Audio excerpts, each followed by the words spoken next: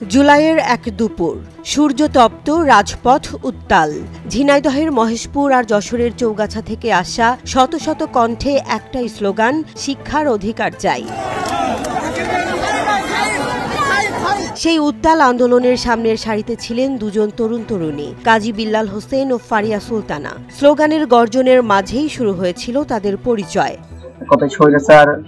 শেখ হাসিনা পতনের যে আন্দোলনটা আমরা করেছিলাম, সেখানেই আমার ওয়াইফের সাথে আমার পরিচয়। প্রতিবাদের প্ল্যাকার্ড হাতে দুজন দাঁড়িয়েছিলেন একই কাতারে, স্বপ্নের নতুন বাংলাদেশ গড়ার আকাঙ্ক্ষায়। কিন্তু কে জানতো সেই রাজপথে নতুন অধিকার নয়, অঙ্কুরিত হবে ভালোবাসাও।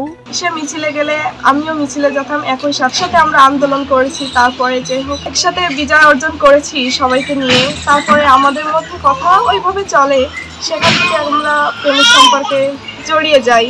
প্রথম শুধু পরিকল্পনার কথা হতো, কখন কোথায় অবস্থান, কিভাবে মিছিল। কিন্তু সময়ের ব্যবধানে কথাগুলো ছড়িয়ে পড়তে থাকে অন্যখানে জীবনের গল্পে।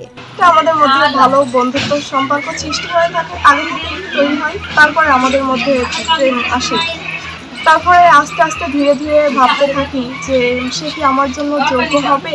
দেখলাম যে না, সে আমার জন্য যোগ্য, আমার জন্য সবকিছুই করতে পারে এক কথায়।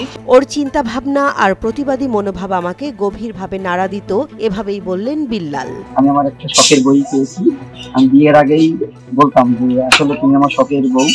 ফারিয়ার চোখে তখন একটাই অনুভূতি, ওর পাশে থাকলে মনে হতো ভয় নেই, কেউ একজন আছেন যিনি আমার ভাবনা বুঝতে পারেন।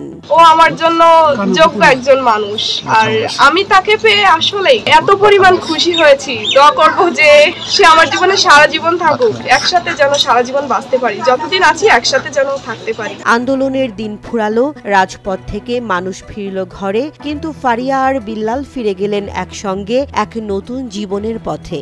তারপরে সে আমাকে একদিন প্রেমের প্রস্তাব দেয়, তারপরে সেখান থেকে আমাদের সম্পর্কটা শুরু হয়।